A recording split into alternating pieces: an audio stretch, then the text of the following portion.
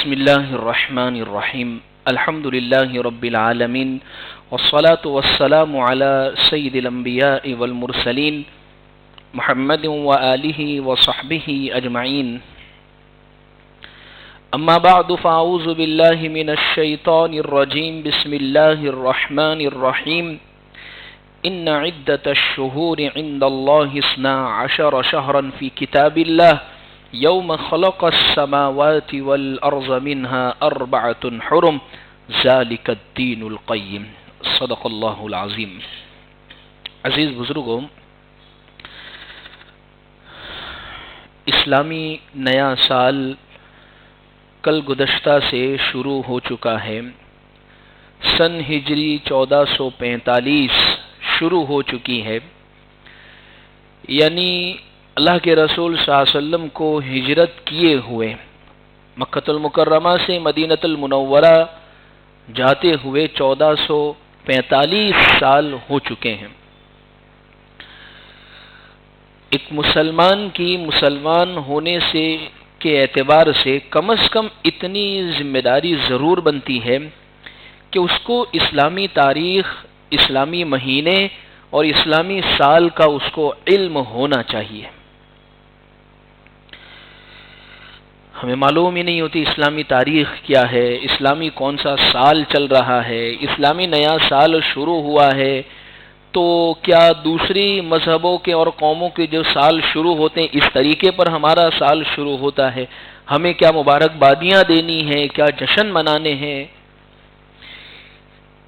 اللہ کے یہاں پر پہلے ہی دن سے، جب سے اللہ نے زمین آسمان کو بنایا ہے، اللہ کے یہاں پر 4 مہینے بہت عظیم الشان احترام والے مہینے ہیں۔ ذوالقعدہ، ذوالحجہ، محرم اور رجب، یہ 4 مہینے بہت احترام والے ہیں۔ اسی لیے مکہ والوں کو ایمان ملنے سے بھی پہلے وہ لوگ جب آپس میں جنگیں لڑتے تھے یا کسی بات پر اختلاف ہو جاتا تھا اور لڑتے تھے، لیکن جب یہ مہینے آ جاتے تھے تو اپنی جنگوں کو بھی ان مہینوں کے اندر روک دیتے کہ یہ احترام والے مہینے آ گئے، کہ اللہ کی طرف سے بڑے محترم مہینے ہیں، اس مہینے میں جنگ نہیں کی جاوے۔ اسی میں یہ محرم کا مہینہ ہے، اور محرم کا مہینہ جو شروع ہوا ہے، یعنی اسلامی نیا سال جس کی ابتدا ہوئی ہے، اس کی ابتدا ہجرت سے ہوئی ہے۔ بہت بڑی حکمت ہے اس کے پیچھے۔ عام طور پر دوسری مذہبوں کے جو نئے سال شروع ہوتے ہیں تو وہ کسی نہ کسی مذہبی شخصیت کی پیدائش سے ہوں گے یا کوئی اہم کارنامے سے ہوں گے۔ کسی مذہب میں کوئی ان کی مذہبی شخصیت پیدا ہوئی تو کہتے بھئی یہ نیا سال ہمارا شروع ہوا۔ حضرت عمر کے دور میں اسلامی سلطنت اور حکومت کافی پھیل چکی تھی اور خط لکھنے کی ضرورت پڑتی تھی، تو صحابہ نے الگ الگ جگہوں سے حضرت عمر کو مشورہ دیا کہ آپ کا خط آپ کے پاس سے کب نکلتا ہے ہمارے پاس آتا ہے، ہمیں تاریخ معلوم نہیں ہوتی کہ اس کو کتنے دن ہو چکے، تو آپ کوئی تاریخ طے کر دیجئے۔ اور بہت سارے بادشاہوں کو بھی جب خط دیتے ہیں تو وہ بغیر تاریخ کے خط اکثر قبول نہیں کرتے۔ حضرت عمر نے کہا ٹھیک ہے، مشورہ کر لیتے۔ حضرت عمر رضی اللہ عنہ نے مشورہ کیا کہ بھئی اسلامی نیا سال شروع ہم کہاں سے کریں۔ کسی نے کہا اسلام کی دولت ہمیں جس شخصیت کی وجہ سے ملی ہے، پیارے آقا صلی اللہ علیہ وسلم، تو آپ کی جو پیدائش کا دن ہے ہم اس کو نیا سال بنا لے۔ حضرت عمر نے منع کر دیا، اور حضرت عمر رضی اللہ عنہ یہ وہ شخصیت تھے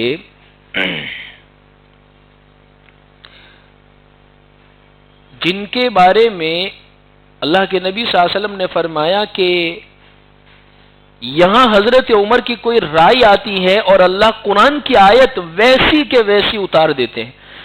قرآن میں کئی ایسی جگہیں ہیں کہ ابھی قرآن کی آیت اتری نہیں، اس سے پہلے حضرت عمر اللہ کے نبی کے پاس آئے اور مشورہ دیا، حضور پردے کا حکم دے دیجئے گھر کی مستورات کو، یہاں حضرت عمر مشورہ دیتے اور اللہ کا حکم بھی آتا ہے. یہ حضرت عمر کا مقام تھا. حضرت عمر نے منع کر دیا اس لیے کہ حضور کی پیدائش، جب کسی شخصیت کی پیدائش کی جب بات ہو تو امت کو بعد میں جو پیغام ملے گا تو وہ پیدائش میں، وہ جشن کے اندر مشغول ہو جائے گی، اس کو کوئی پیغام نہیں ملے گا. تو کسی نے فتح مکہ کہا، حضرت عمر نے یہ بھی منع کر دیا بھائی فتح مکہ کے اندر تو فتح والی بات پائی جاتی ہے، کامیابی والی بات پائی جاتی ہے، تو لوگ جشن میں مشغول ہو جائیں گے. تو حضرت علی نے غالباً مشورہ دیا کہ ہجرت سے ہم اپنا نیا سال شروع کریں گے، ہجرت سے. اور ہجرت یہ ایک ایسی چیز ہے کہ جس کے نتیجے کے اندر مسلمانوں کے ذہن میں ایک بات بیٹھے گی، اس اسلام کی خاطر پیارے آقا صلی اللہ علیہ وسلم نے گھر کو چھوڑنے تک کی بھی قربانی دی ہے. اور جب انسان کے ذہن میں قربانیاں آتی ہیں تو اس کے لیے کام کرنا بہت آسان ہو جاتا ہے. اس لیے حضرت عمر رضی اللہ عنہ نے قربانی سے، محرم سے اور ہجرت سے نیا سال شروع کیا ہے. تو ہمارا جو سال یہ جو شروع ہوا ہے یہ کوئی جشن سے شروع نہیں ہوا ہے، یہ کوئی خوشی منانے سے شروع نہیں ہوا جیسے ہم اکثر کہتے ہیں بھائی سال مبارک ہو، سال مبارک ہو. ابھی تو محرم مغرب بعد لگے گا، ابھی تو محرم شروع ہوگا مغرب کی اذان کے وقت سے، اور لوگوں کی مبارکبادیاں ایک دن پہلے سے ہی شروع ہو چکی ہیں سوشل میڈیا پر، بھائی مبارک ہو. بس ہم اسی میں مشغول رہ گئے ہیں زیادہ تر کہ صرف سوشل میڈیا پر مبارکبادی پیش کر دی، چاند کی خبر دے دی، فلاں کر دیا، یہ کر دیا، بس اسی پر. حالانکہ کس چیز کی ہم مبارکباد دے رہے ہیں؟ مبارکبادی کس چیز کے اوپر؟ نیا سال مبارک ہو. ارے اس نئے سال میں تو قربانی سے شروع ہوا ہے ہمارا سال. نیا سال ہمارا جو شروع ہوا ہے وہ تو ہجرت سے شروع ہوا ہے. نئے سال کی جو ابتدا ہوئی ہے وہ مبارکبادی ہمارے ذہن میں لاتی ہی نہیں ہے، وہ تو قربانیاں لاتی ہیں ہمارے ذہن میں. دراصل ہوا یہ ہے ہمارے ساتھ کہ ہم نے اپنے مذہب کو اور دین کو جو صحیح معنی میں سمجھنا چاہیے تھا ویسا نہیں سمجھا، اور دوسروں کی نقل کے اندر ہم مشغول ہو گئے. دوسرا نیا سال، انگریزی نیا سال شروع ہوتا ہے تو ہیپی نیو ایئر فلاں یہ ہے، تو اسلامی مبارک سے نیا سال شروع ہوا تو اس میں کہ وہ نیا مبارک سال مبارک ہو. بھئی کس چیز کی مبارکباد؟ کوئی مبارک کا کوئی تک بنتا ہی نہیں. یہاں تو بھئی قربانی پر کیسی مبارکباد، ہجرت پر کیسی مبارکباد کی؟ یہاں تو قربانیاں لگی ہوئی ہے شروع سال کے اندر ہمارے ساتھ. تو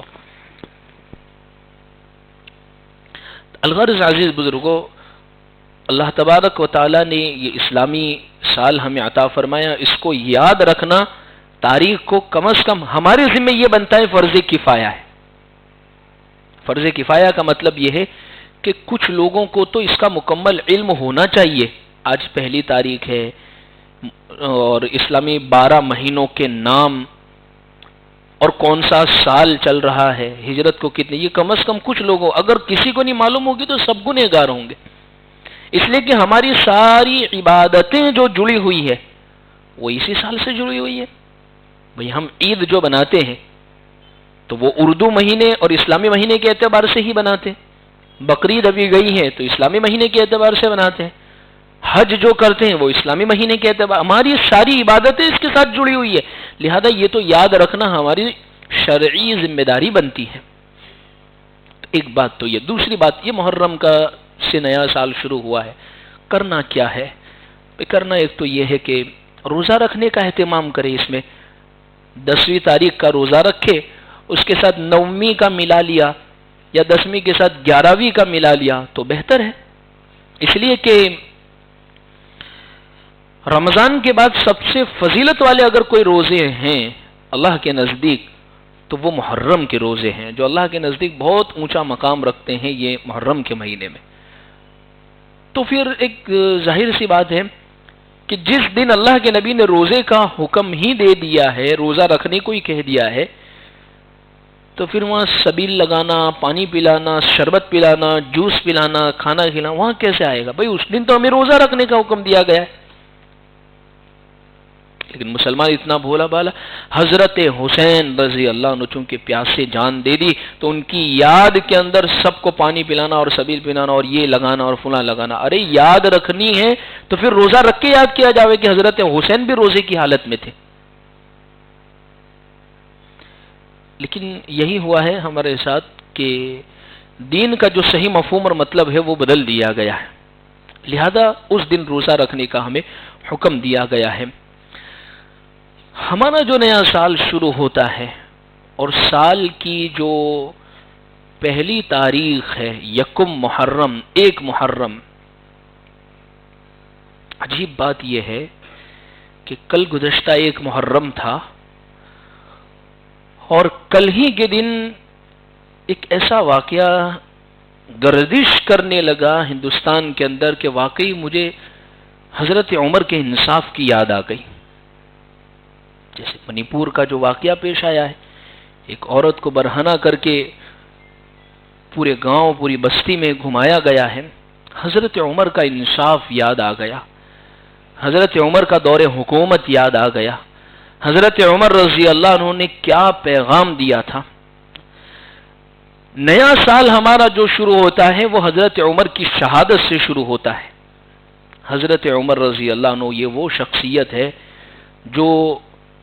جن کو انتخاب رب العالمین کہا جاتا ہے، مراد رسول کہا جاتا ہے، داماد علی المرتضی کہا جاتا ہے، خسر رسول صلی اللہ علیہ وسلم کہا جاتا ہے، اور امام منبر و محراب رسول صلی اللہ علیہ وسلم کہا جاتا ہے، فاتح قیصر و کسریٰ آپ کو کہا جاتا ہے کہ جن کی قربانیاں اسلام کے خاطر اتنی زبردست.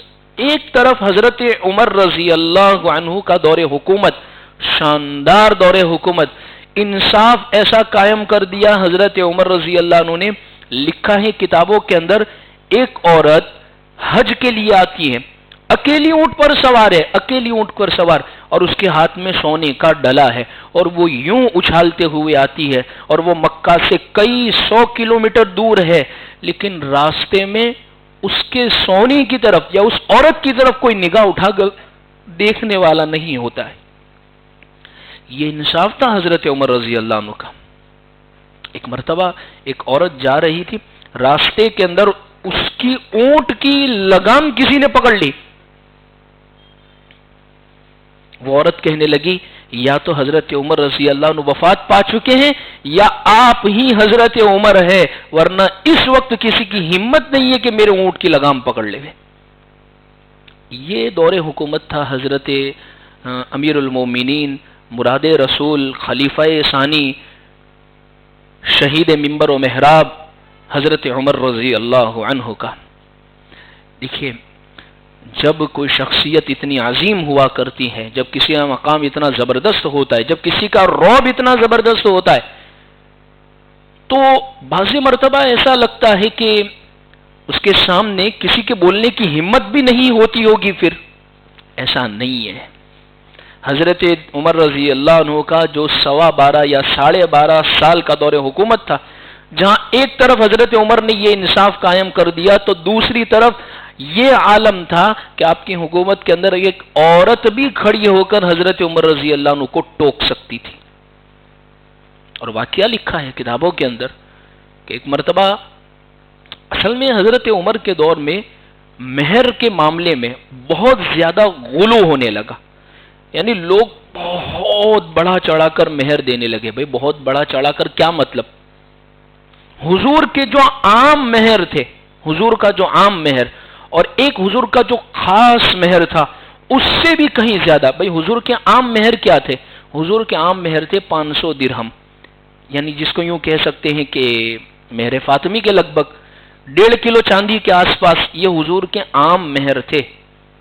اس سے بڑھ کر ایک خاص مہر تھا، غالباً حضرت ام حبیبہ سے نکاح فرمایا تھا حضور نے، تو نجاشی بادشاہ نے وہ مہر ادا کیا تھا اور وہ تقریباً 500 دینار کے قریب، یعنی عام مہر حضور کے جو بنتے ہیں آج کے حساب سے وہ ₹1,00,000 کے قریب بنتے ہیں، اور خاص مہر جو بنتا ہے حضور کا جو نجاشی نے ادا کیا تھا وہ 8-9 لاکھ روپے کے قریب بنتا ہے.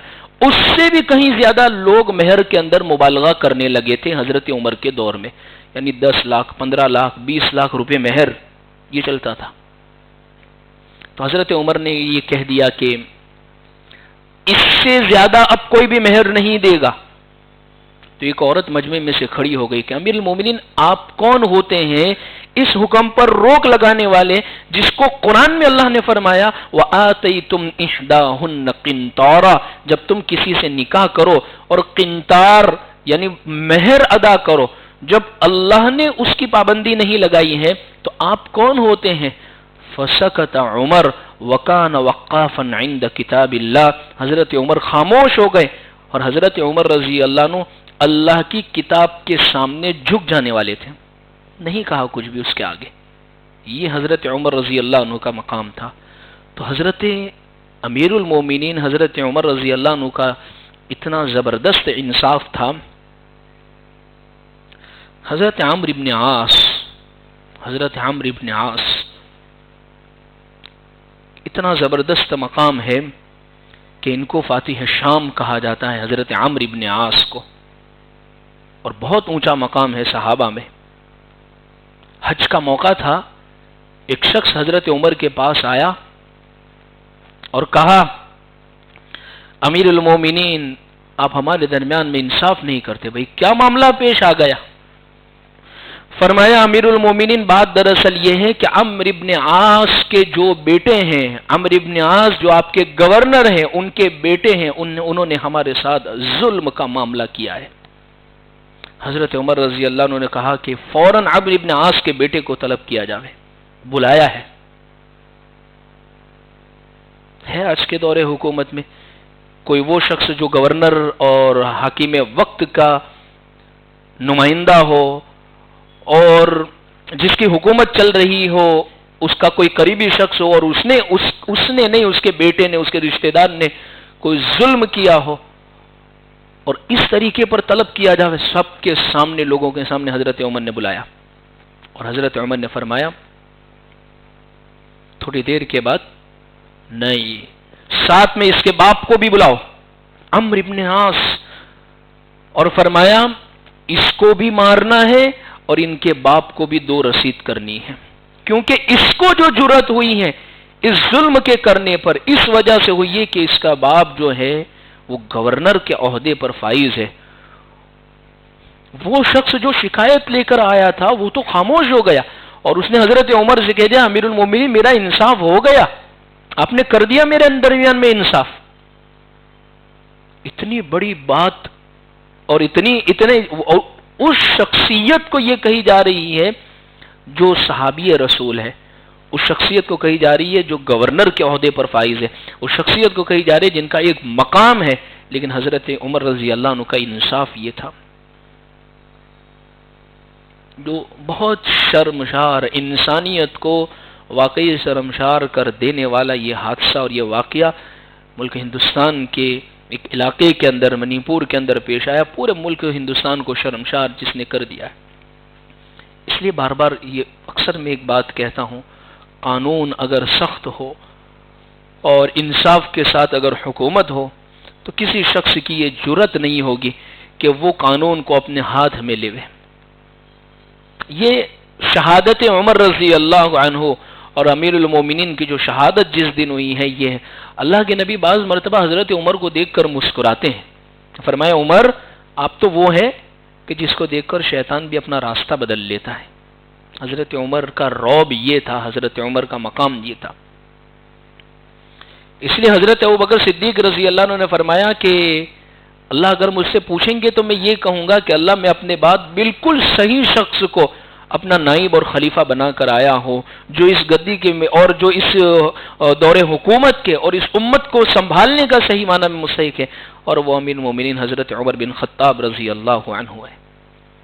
تو ہمارے نئے سال کی ابتدا، ہمارے نئے سال کا پہلا دن تو ہمیں حضرت عمر کی شہادت کی یاد دلاتا ہے. ہم کیسے خوشی کے اندر اور کیسے جشن کے اندر اور نیا سال مبارک کے اندر ہم مشغول ہو سکتے ہیں. اور ایسے تو حضرت عمر کے تو بے شمار ایسے واقعات ہیں جو آپ کی سادگی کو بیان کرتا ہے.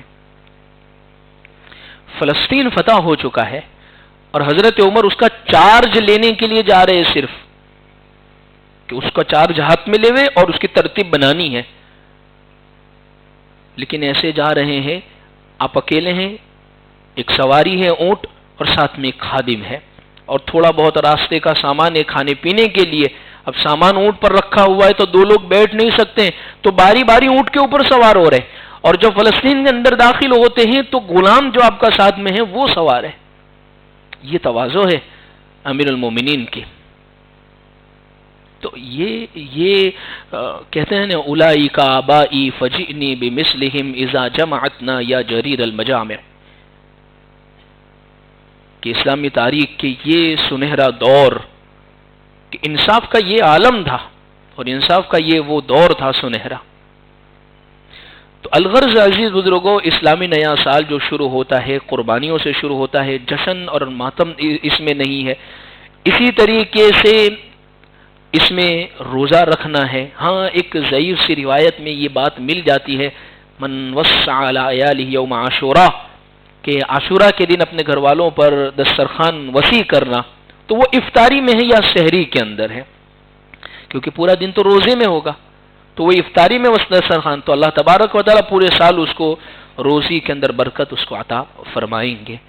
تو لہذا عزیز بزرگوں، یہ محرم اور نیا سال جو ہے اس کی کچھ تاریخ ہے، اور جس کا خاص تعلق حضرت عمر رضی اللہ عنہ کی ذات سے ہے. ہم اللہ سے دعا کرتے ہیں کہ اللہ تبارک و تعالی ہمیں ان باتوں پر عمل کی توفیق عطا فرمائے. ایک اور بات اور ایک اور پیغام آپ کو دینا ہے.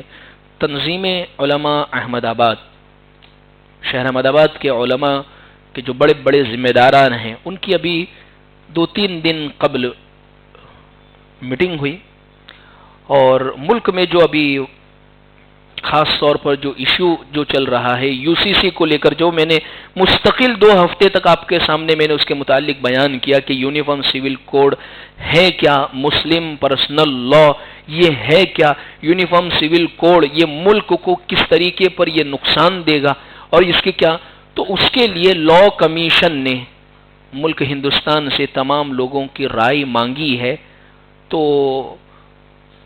تنظیم علماء احمد آباد نے بھی ایک امیج جاری کی ہے، اور آپ سب لوگوں تک بھی مسلم پرسنل لا، آل انڈیا مسلم پرسنل لا کے پلیٹ فارم سے یا الگ الگ طریقے پر وہ امیج آپ کے پاس پہنچی ہوگی کہ ایک بار کوڈ ہے، اس کو اسکین کریں گے آپ تو ایک میل کھلے گا، اور وہ میل کھلنے کے بعد اوپن جی میل لکھا ہوا آئے گا، اس پر کلک کریں گے تو اس کے بعد ایک میل آئے گا، اس کو کلک کریں گے تو آپ کی رائے لا کمیشن آف انڈیا کو پہنچ جائے گی. یعنی اسی کے اگینسٹ کے اندر کہ یہ یونیفارم سول کوڈ ملک کے لیے نقصان دہ ہے. حضرت مولانا عمرین محفوظ رحمانی، حضرت مولانا سجاد نعمانی، اور اسی طریقے سے آل انڈیا مسلم پرسنل لا کے صدر محترم حضرت مولانا خالد سیف اللہ رحمانی، اور بڑے بڑے اکابرین نے اپنے انٹرویو دیے ہیں، بیانات دیے ہیں، اپنی رائے بتائی ہے، اور تمام ملک ہندوستان کے لوگوں سے یہ اپیل کی ہے کہ اپنی رائے اس وقت دینا یہ ہم سب کا قومی اور ایک شرعی ایک فریضہ ہے.